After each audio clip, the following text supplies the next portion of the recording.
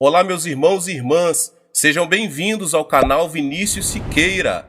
E se você ainda não é inscrito aqui no canal, se inscreva aqui no canal e não esqueça de ativar o sininho das notificações.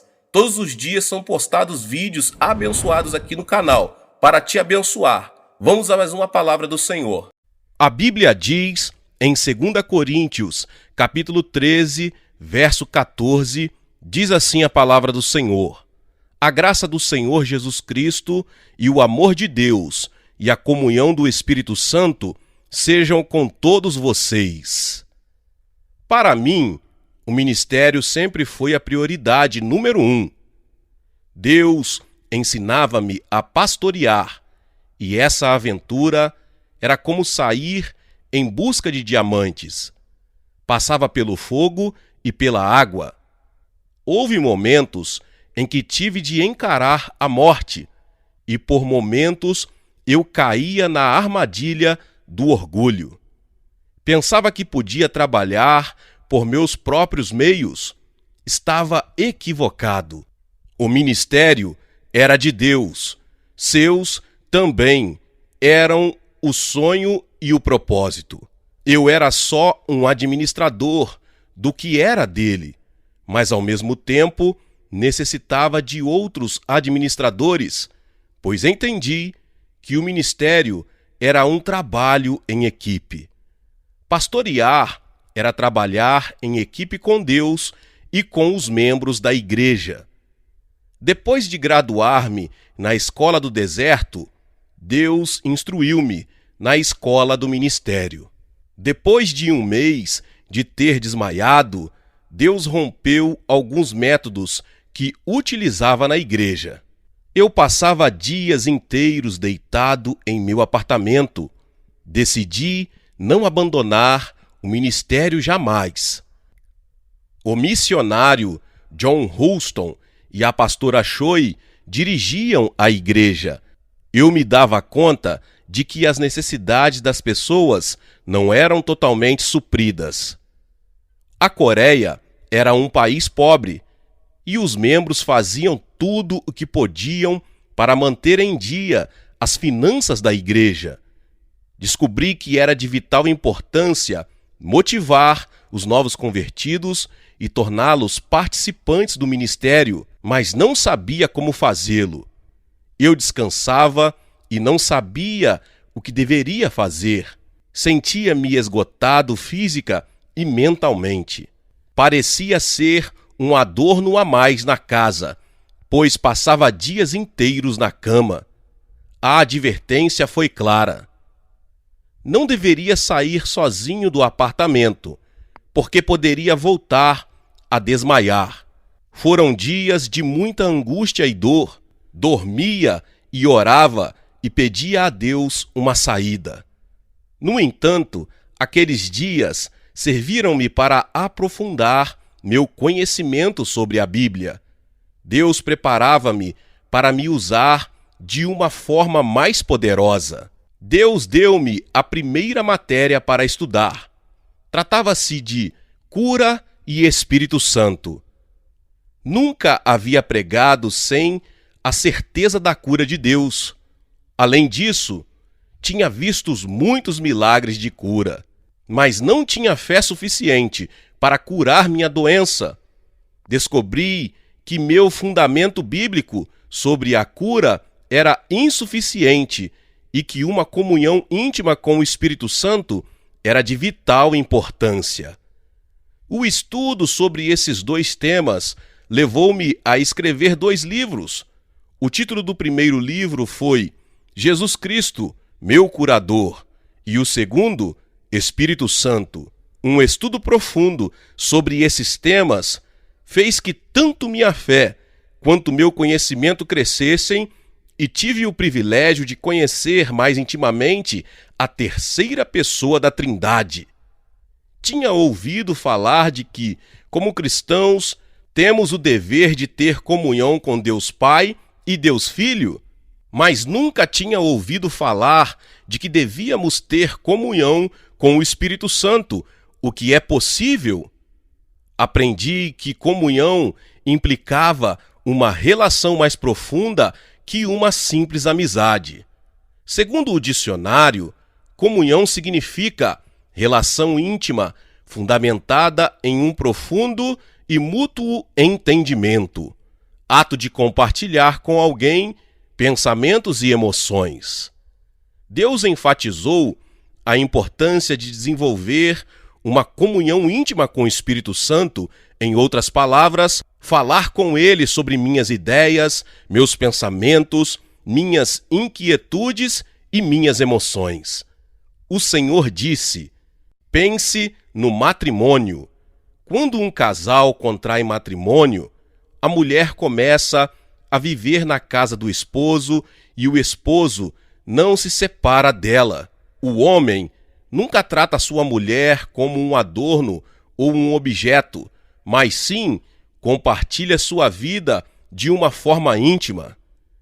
Digo isso porque quero que sua relação com o Espírito Santo seja assim. Durante 1964 e 1965, estive quase todo o tempo deitado em minha cama e minha relação com o Espírito Santo foi paulatinamente se aprofundando. Enquanto isso, os 2 livros que escrevi foram os mais vendidos, tanto na Coreia como no Japão. Mas esse estudo foi apenas a abertura do que Deus tinha preparado. A essência do que Deus procurava ensinar-me por meio de tudo isso era que devia delegar a alguém grande parte de meu trabalho. Comecei a meditar sobre como poderia dirigir sabiamente a igreja. Como posso pastorear tanta gente? A igreja continua crescendo.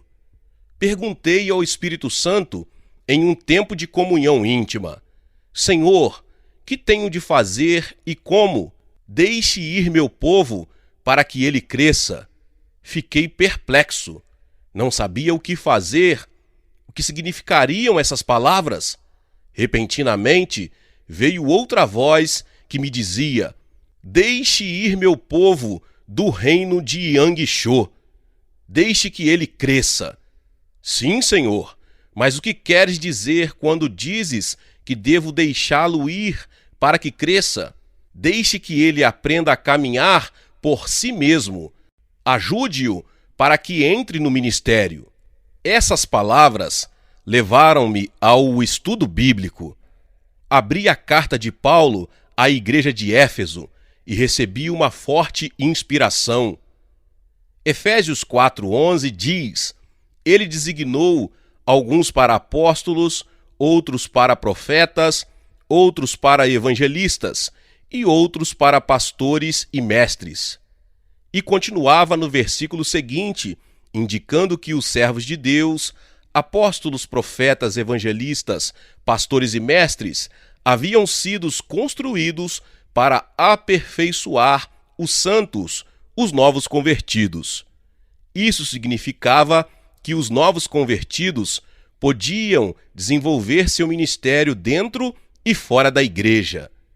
Segui a leitura no livro de Atos dos Apóstolos, em Atos capítulo 2, nos versos 46 e 47. Na igreja primitiva, havia 2 tipos de reuniões. Os discípulos reuniam-se no templo e compartilhavam o pão nos lares todos os dias. Diz-se que o número de habitantes da cidade de Jerusalém era de 200.000, enquanto o número de membros da igreja primitiva era de 100.000. Se levarmos em conta que só havia 12 apóstolos, não podemos deixar de nos perguntar: como fizeram para ministrar e supervisionar tanta gente, assim como realizar as visitas aos lares? Impossível! Não resta dúvida de que se reuniam em grupos pequenos nos lares, acompanhado dos 7 diáconos que aparecem em Atos 6. Os novos convertidos visitam lares, ou seja, reuniam-se nas células. Meu paradigma sobre a igreja era o edifício. Jamais imaginei que um lar poderia chegar a ser um centro de adoração. Mas a Bíblia mostra claramente sobre a igreja nos lares. Meditei em minha igreja de forma particular.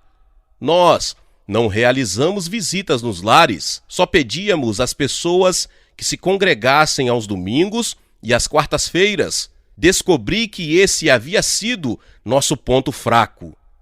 O Espírito Santo levou-me a Atos 6. Esse trecho da Bíblia narra como 7 diáconos foram eleitos com o fim de proporcionar o suprimento da necessidade material dos novos fiéis que se acrescentavam cada dia e como os apóstolos limitaram seu labor à oração e à pregação da palavra. Não obstante, depois que Estevão morreu apedrejado, a igreja se dispersou. Como podemos ver no capítulo 8, os mesmos diáconos saíram para pregar a palavra. Nesse caso em particular, Filipe levou o evangelho a Samaria. Em síntese, os apóstolos não delegaram somente a autoridade de administrar a igreja, mas também de pregar a palavra.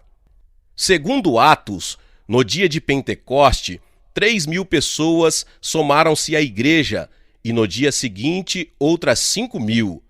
Havia tão somente 12 apóstolos e depois 7 diáconos. Portanto, cheguei à conclusão de que a única maneira de supervisioná-los era por meio de líderes de células. A igreja tinha uma excelente organização para suprir todas as necessidades de seus membros. Isso é o que eu estava buscando. Falei a meu coração, meu entendimento se abrira, como pôde a igreja primitiva consolidar 3.000 membros no dia de Pentecoste, quando o Espírito Santo veio sobre aqueles que estavam no seu aposento alto. As necessidades não eram supridas pelo templo, e sim nos lares. Segui a leitura e descobri em outras passagens o mesmo princípio das reuniões nos lares, ou seja, nas células. A célula na casa de Lídia, Atos 16:40, na casa de Priscila e Áquila, Atos 16, do 3 ao 5, na casa de Filemon, Filemon 2, sem sombra de dúvida, a Bíblia continha muitos fundamentos acerca de reuniões nos lares. Além do mais, descobri em Êxodo capítulo 18 que Moisés lutava só, julgando o justo e o injusto de cada litígio. O dever de Moisés era estar sentado todo o dia, escutando e julgando o conflito de sua gente. Seu sogro Jetro observou que a carga era muito pesada para ele e ensinou-lhe o princípio de delegar responsabilidades para suprir todas as necessidades do povo. Em Êxodo capítulo 18, nos versos 21 e 22, diz assim a palavra do Senhor: Mas escolha dentre todo o povo homens capazes, tementes a Deus, dignos de confiança e inimigos de ganho desonesto. Estabeleça-os como chefes de 1.000, de 100, de 50 e de 10. Eles estarão sempre à disposição do povo para julgar as questões. Trarão a você apenas as questões difíceis, as mais simples decidirão sozinhos. Isso tornará mais leve o seu fardo, porque eles o dividirão com você. Por meio das Escrituras, descobri que a ação de delegar responsabilidades era da vontade de Deus. Essa ideia passou de minha mente a meu coração em forma de convicção. Se enviasse os diáconos para abrir seus lares e ensinassem a palavra, orassem pelos doentes e se ajudassem mutuamente, desenvolvendo uma comunhão íntima, a igreja cresceria nos lares e o Espírito Santo ficaria muito mais acessível para alcançar os amigos e vizinhos, assim como também motivaria muita gente a frequentar a igreja em reuniões gerais. Esse sistema facilitaria meu trabalho como pastor, sem necessidade de utilizar tempo em assessoria e em visitas a lares. Se tão somente pudesse capacitar líderes novos convertidos, isso facilitaria meu trabalho. Durante 3 semanas, estive planejando como levar a cabo esse novo sistema. Estava consciente de que necessitava da aprovação por parte da junta de diáconos, e era um desafio apresentar esse novo plano. Os diáconos estavam preocupados com minha liderança. O problema era meu estado de saúde. Conseguia levantar-me da cama, mas custava-me parar e manter-me em pé. O médico aconselhou-me o seguinte: seu coração é muito fraco e todo o seu organismo está muito debilitado. Você sofre de nefralgia e minha única recomendação é que você abandone o pastorado. Por acaso, não existe um medicamento para mim? Lamentavelmente não. Fisicamente, você não tem nenhum problema. Só que vem trabalhando em excesso. Seu problema de coração é por causa do estresse, ou seja, é algo psicológico. A única receita que lhe posso prescrever é que busque um trabalho em que se sinta menos pressionado. As palavras do médico foram como uma sentença de morte com relação a meu ministério, mas não queria abaixar os braços, porque Deus me havia prometido construir uma igreja, assim como também minha cura, ainda que ela viesse após 10 anos. Busquei confiar em Deus mais do que nas palavras do médico. Eu tinha apenas 28 anos de idade e meu corpo estava debilitado como a de um ancião, mas, igualmente, sentia-me muito entusiasmado. Deus me havia mostrado um novo modelo de organização para que compartilhasse o peso da cruz do ministério com a congregação. Em mim existia uma convicção forte, porque Deus me havia prometido. O obstáculo era que não podia ir como um comandante-geral de exército e ordenar aos novos convertidos que realizassem a tarefa. A congregação ultrapassava 2.400 membros e cada vez que eu devia fazer uma mudança, necessitava da aprovação da junta de diáconos. Pai, este é teu plano. Se isso veio do Senhor, eles têm de aceitá-lo. Um mês depois, reuni a junta de diáconos e descarreguei o que havia em meu coração. Como vocês devem saber, estou doente e é impossível eu aconselhar e visitar os lares. Tampouco posso orar pelos doentes. Comecei a mostrar-lhes, à luz das Escrituras, os princípios de grupos pequenos que Deus me havia revelado. Enfatizei que eles deveriam aprender a pararem por si mesmos e entrar no ministério. Então, apresentei os passos que deveriam dar para realizar as mudanças. Mostrei a função das células e seu sistema baseado na Bíblia. As opiniões não demoraram a chegar. Você tem razão. Apresentou um excelente fundamento bíblico. Creio que isso é de Deus. Nós, porém, não recebemos capacitação para cumprir semelhante tarefa. Além do mais, essa é a razão pela qual lhe pagamos o salário, pastor. Outro diácono afirmou: sou um homem ocupado, tenho muito trabalho a fazer. No pouco tempo que me sobra, aproveito para descansar em privacidade. Eu não poderia dirigir células. Basicamente, todos concordaram que a ideia era bíblica, mas achavam que era inexequível. Eu parecia não encontrar o caminho correto para continuar motivando. Eles não recusavam a ideia, mas tampouco a aceitavam, só estavam convencidos de que isso não funcionaria. Ainda que nem todos tivessem dado sua opinião, eu sabia o que guardavam em seu coração. Estavam pensando que era inadequado pedir-lhes que entrassem no ministério, visto que eles ofertavam para que eu cumprisse com essa obrigação. Senti-me incomodado, porque a possibilidade de pensar que eu estava delegando minha tarefa por causa de minha limitação física estava aberta. Dei-me conta de que os irmãos não tinham compaixão alguma. Ninguém expressou a ideia de contratar um novo pastor, mas escutei, momentos depois, por parte de uma pessoa que tinha participado da reunião, que tampouco iriam descartar essa ideia caso eu apresentasse uma carta de renúncia. Também tinha de levar em consideração que em qualquer momento podia desmaiar. Fui ver a pastora Choi, com quem eu sempre abri o coração, para contar minhas inquietudes e descarreguei tudo o que guardava. Depois de um tempo de oração e estudo da palavra, falamos sobre minhas distintas possibilidades de como realizar esse ministério. E surgiu a ideia de usar as mulheres como líderes.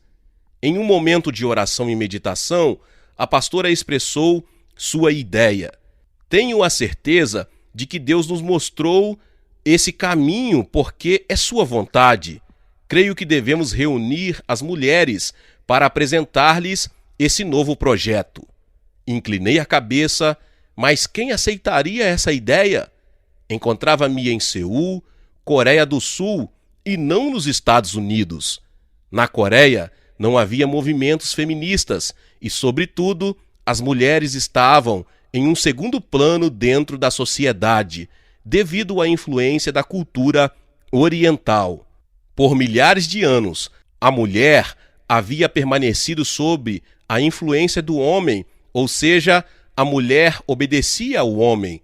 A mulher não conseguia ocupar um lugar importante na sociedade nem na igreja. Eu tampouco era uma exceção e acabava sendo difícil para mim aceitar essa ideia. Como poderiam as mulheres dirigir grupos nos lares? A oposição por parte dos homens era evidente. Além do mais, a Bíblia afirmava em 1 Timóteo capítulo 2, verso 11, a mulher deve aprender em silêncio, com toda a sujeição. Como oriental, eu tinha um entendimento muito particular quanto a essas palavras de Paulo dirigidas a Timóteo. O apóstolo escreveu essa mensagem com uma mentalidade oriental. Por tal motivo, quando meus olhos caíram nessa parte das Escrituras, imediatamente a relacionei com minha cultura. Na igreja coreana, os homens sentavam-se do lado direito do templo, olhando da entrada, e as mulheres do lado esquerdo. E no meio havia um véu que separava um dos outros. Quando faltava poucos minutos para terminar o culto, algumas irmãs inclinavam-se o corpo e sussurravam: "Você me escuta? Está aí? Nós nos veremos do lado direito, da porta principal." Era necessário que o pastor advertisse as mulheres. Ele dizia: "Irmãs, peço que guardem absoluto silêncio até sua saída do santuário." Eu entendia o que Paulo queria dizer quando explicava que Sara chamava a Abraão meu senhor.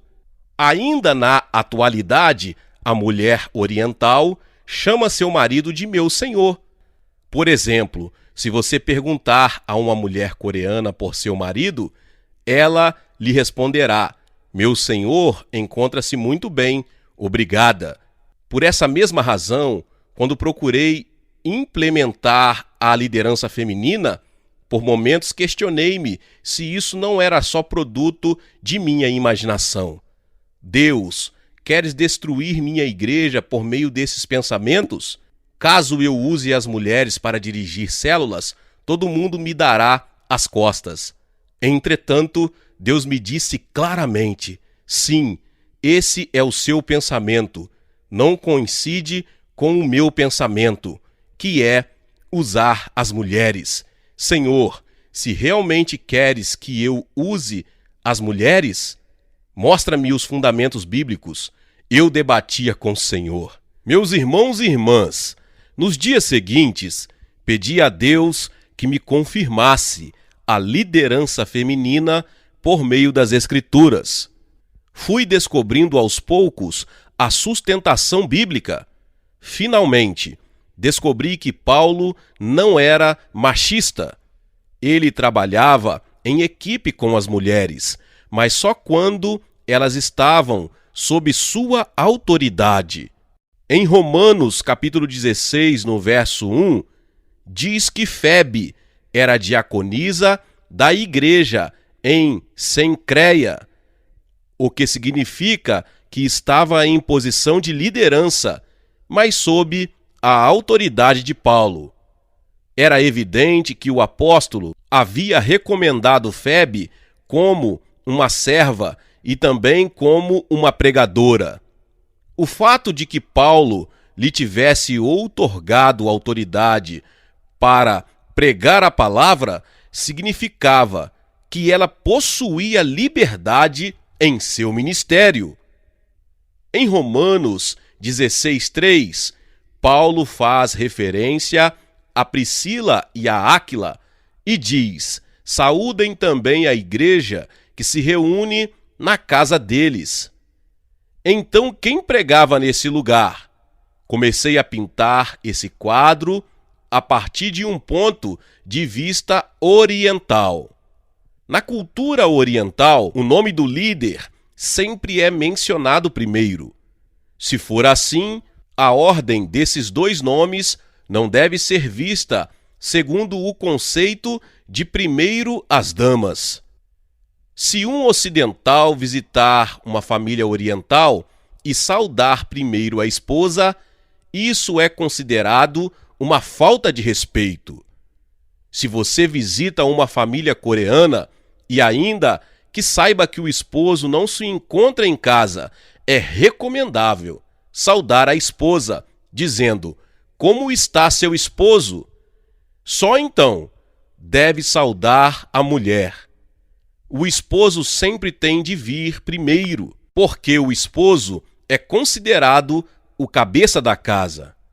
Meus irmãos e irmãs, na Coreia não se usa a expressão damas e cavalheiros, como também o homem nunca vai atrás da mulher, tampouco adiante, para abrir a porta.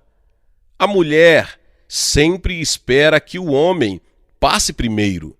Isso é a cultura oriental. A expressão de Paulo quando diz Priscila e Áquila deve ser estudada segundo a perspectiva oriental. Priscila era a esposa de Áquila. No entanto, o Espírito Santo guiou Paulo para que escrevesse Priscila primeiro, porque ela era a líder do grupo. Em outras palavras, Priscila era a pastora e Áquila o assistente, e a autoridade tinha sido delegada por Paulo. Romanos capítulo 16, verso 6 diz: saúdem Maria, que trabalhou arduamente por vocês. Aqui a palavra trabalho significa ministério, e não se refere aos trabalhos de cozinha ou de lavar a roupa. As mulheres que Paulo menciona trabalhavam com ele. Também no versículo 12, vemos Trífena e Trifosa, e todas trabalhavam para o Senhor. No mesmo versículo, o apóstolo também faz menção de Pérside, outra que trabalhou arduamente no Senhor. Como uma pessoa pode chegar a ser serva de Deus? Por meio do testemunho, da oração, do sermão e assim ajudar emocionalmente as pessoas. O fato de que Deus usava as mulheres para a sua glória era claro. A Bíblia aceitava a participação das mulheres na liderança. Isso devia estar sob a autoridade dos apóstolos.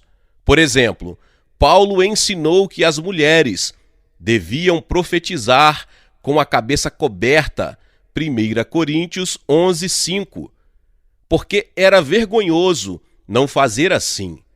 Isso significa que as mulheres tinham liberdade para profetizar e a profecia era uma forma da pregação da palavra, mas deviam cobrir-se como demonstração de que estavam sob a autoridade dos homens. O Senhor continuou ensinando-me, dizendo: Yang Cho, de quem você nasceu? De uma mulher, Senhor. Quem o criou? Uma mulher, Senhor. Quem seguiu meu ministério do começo ao fim e quem supriu minhas necessidades? As mulheres, Senhor. Todas as minhas respostas eram positivas. O Senhor continuou com o ensinamento. Quem permaneceu firme até o momento da minha crucificação? As mulheres, Senhor. Quem veio ungir meu corpo com óleo quando eu estava no sepulcro? Uma mulher, Senhor. Quem foi a primeira pessoa a ver-me depois de minha ressurreição? Uma mulher, Senhor. Depois de ter ressuscitado, a quem eu dei a primeira palavra? A Maria Madalena, uma mulher, Senhor. Em todas as interrogações, você respondeu sim, uma mulher. Por que continua resistindo e teme usar as mulheres? Estive rodeado de mulheres fiéis e amorosas durante toda a minha vida pública. Por que a igreja, meu corpo, não pode ser fortalecida pelas mulheres? Meus irmãos e irmãs, o que eu poderia ter dito? Tão somente admitir e aceitar que envolver as mulheres no ministério era a vontade de Deus. Após ter escutado esse grande ensinamento por parte de Deus, não tardei. As líderes da rede missionária de mulheres, em um dia de domingo, umas 20 mulheres esperavam para ouvir minha apresentação. Expliquei claramente que estava com problemas de saúde e que o propósito de Deus era formar grupos nos lares e usar as mulheres como líderes. Tenho problemas graves de saúde. Vocês devem me ajudar a fortalecer o trabalho do corpo de Cristo. Deus quer usar as mulheres. As mulheres cumpriram um papel fundamental no ministério de Jesus e nunca estiveram ausentes nos momentos mais críticos. A vontade de Deus é estabelecer grupos nos lares e que vocês estejam à frente desses grupos. Amém. Tem razão, pastor. É a vontade de Deus. Estamos dispostas a fazê-lo. Conte conosco. Os homens tinham respondido de uma maneira intelectual e racional. Em contrapartida, as mulheres mostraram-se muito entusiastas. Realmente, mostravam preocupação por meu estado de saúde e todas concordaram em seguir os passos seguintes. A pastora Choi responsabilizou-se pela organização. De acordo com o número das diaconisas, dividimos a cidade de Seul em 20 regiões. O sistema em células tinha dado à luz os primeiros 20 distritos. Sugeri-lhes algo muito interessante e estranho por sua vez: usar um chapéu como símbolo de que sua autoridade como líderes estava sob minha autoridade. Em outras palavras, isso significava que a autoridade de pregar a palavra não era delas, e sim dada por Deus por meio de mim.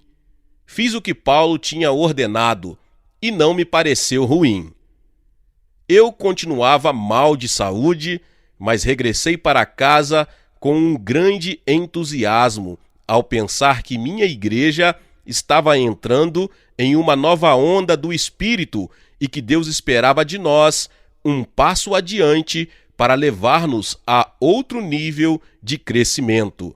Pensei que toda a minha preocupação tinha se dissipado. Apesar de meu grave estado de saúde, o trabalho em células parecia encaminhar-se e criei que havia chegado a hora de pensar no matrimônio. A filha da pastora Choi, Sung Hai, que recentemente havia se formado na Universidade Cristã de Mulheres, era uma jovem simpática e muito talentosa. descobri que sentia uma atração especial por ela. E tive o pressentimento de que ela sentia o mesmo por mim, o que me fez sentir feliz. Decidi tomá-la como a mulher de minha vida. Um dia, chamei Sung Hai. Até o momento, a considerava como minha irmã mais nova. Sung Hai, você foi aprovada. Observei você todos esses anos e você foi aprovada no exame. Quem? Eu? Não sei o que dizer.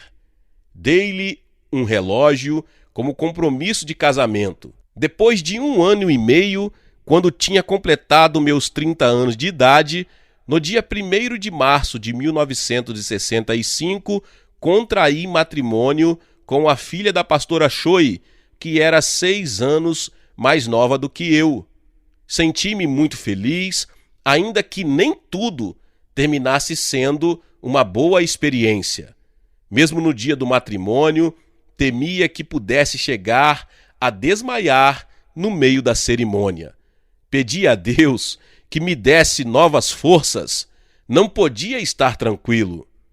Mais de 3.000 pessoas convidadas presenciaram a cerimônia. Tinha convidado um missionário que parecia muito comovido ao ver semelhante cena para que a dirigisse. Ele estava tão entusiasmado que pregou durante mais de 1 hora, enquanto eu e minha noiva estávamos parados no altar. Fazia todo tipo de gestos para esforçar-me a não cair nem desmaiar. Ficou tão difícil que a única coisa de que me lembro foi uma luta que parecia não ter fim contra meu próprio corpo, a tal ponto que nem sequer me lembro de ter ouvido. Eu os declaro marido e mulher. Mesmo na lua de mel, minha esposa passou grande parte do tempo cuidando de minha saúde. Não obstante, minha mente estava voltada para a igreja, em especial com relação às células e o crescimento. Mas tinha a tranquilidade de que grande parte dos problemas, quanto a estabelecer o sistema, estava resolvida. Apenas regressei para casa e já tinha a agenda completa de atividades no interior do país durante os 6 meses seguintes, pois nesse momento havia ganhado um reconhecimento nacional por causa do crescimento de minha igreja. Permanentemente viajava por todo o interior do país, levando a palavra, e regressava a Seul só nos fins de semana. E logo que terminava a reunião dos domingos, fazia minhas malas novamente para viajar a outro destino. Enquanto isso, minha esposa caía em um poço de depressão.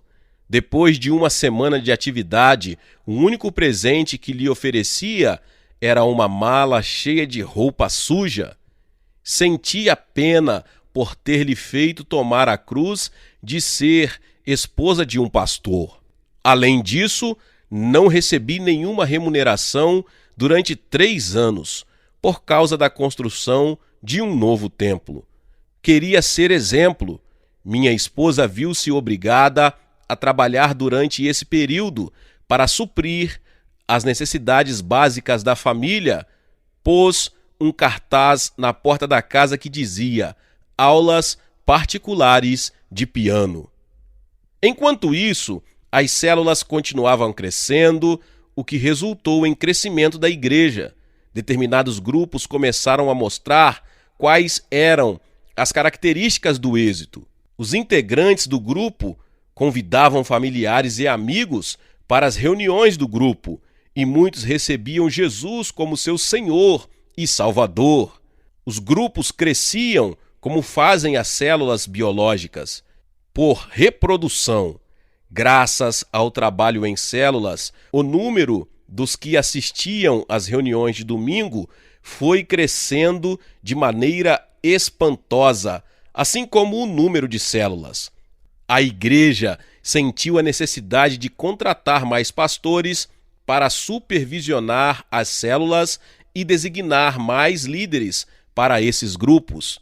Chegamos a um ponto em que não pudemos estar em dia com os papéis dos novos convertidos e, como consequência, diminuiu a porcentagem de crescimento. Apesar disso, a última cifra registrada oficialmente, em 1964, diz que tínhamos 2.400 membros. Sabíamos que tínhamos crescido muito em razão do trabalho em células, mas não podíamos calcular com exatidão quantos havíamos alcançado com a mensagem.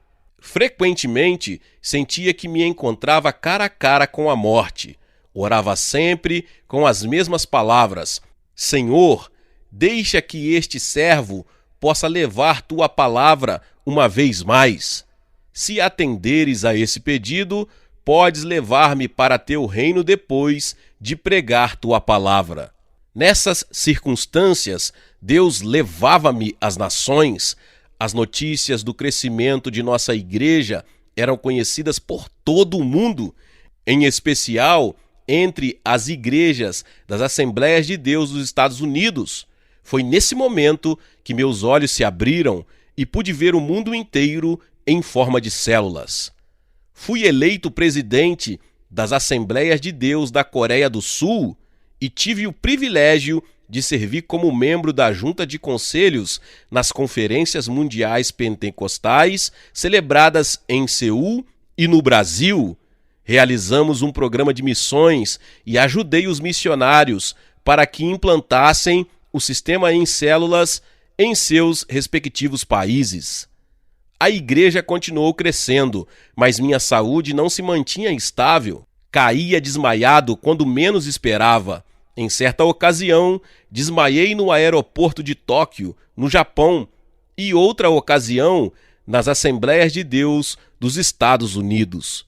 E também em Singapura e em muitos hotéis.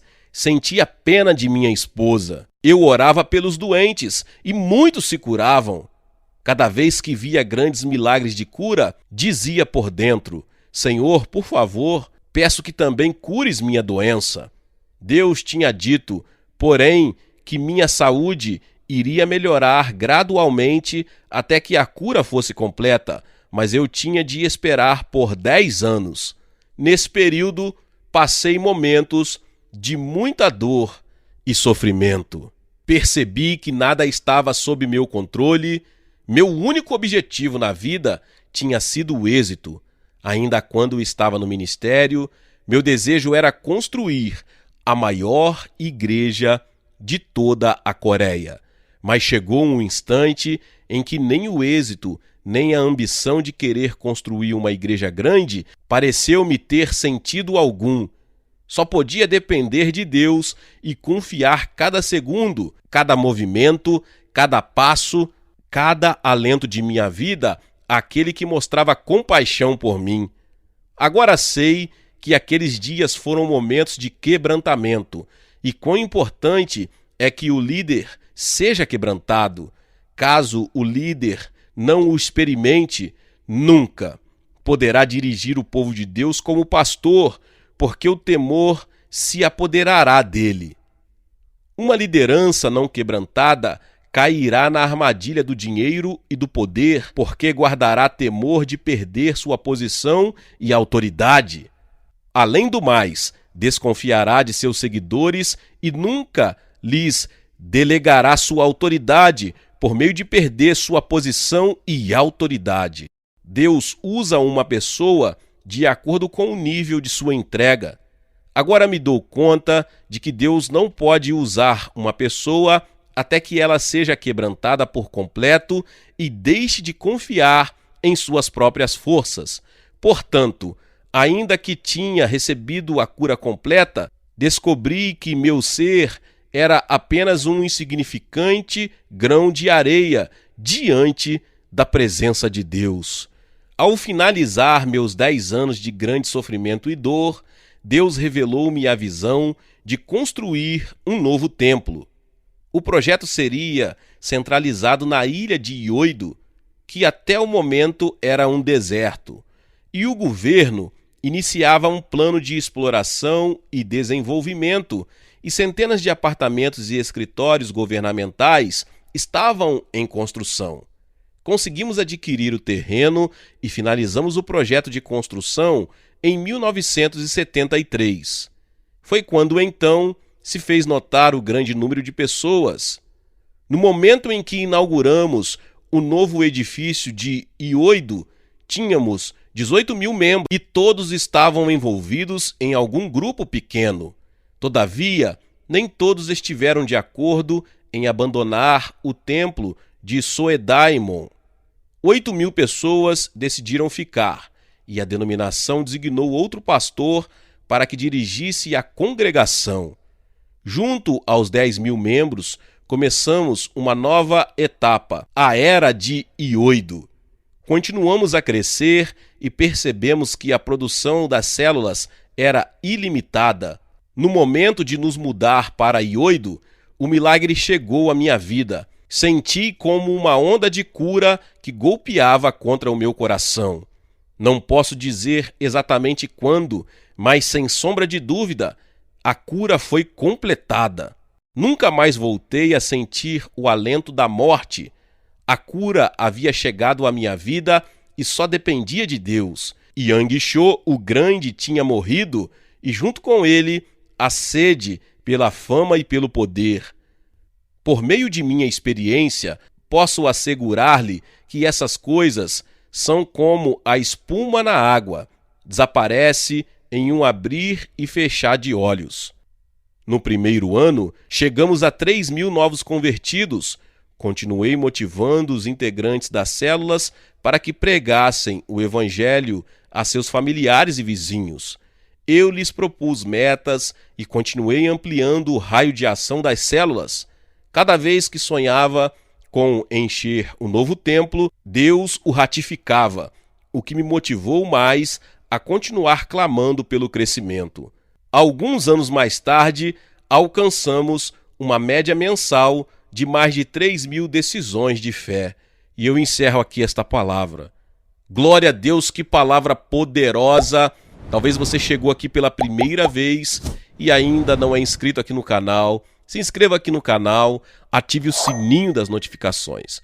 Todos os dias são postados vídeos abençoados aqui no canal para te abençoar. Deixe também o seu like e não se esqueça de compartilhar esta palavra com mais pessoas. Meus irmãos e minhas irmãs, nos vemos nos próximos vídeos. Amém.